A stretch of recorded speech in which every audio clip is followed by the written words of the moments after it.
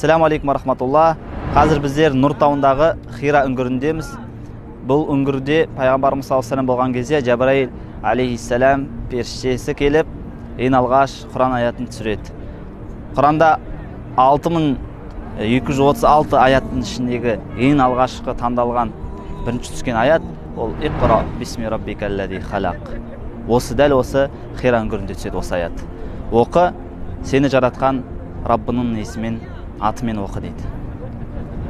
Осыдан ақ білуге болады, бұл үммет біздер мұсылмандарды дамытатын, мұсылмандарды бұл дүниеде ақыретте де бақытқа жеткізетін нәрсе ол оқу, әсіресе Құранды көп оқу. Қалай оқу дейді? Бисми раббикаллази халақ, сені жаратқан Аллах Тағаланың атымен оқу, Аллаға сүйеніп оқу керек.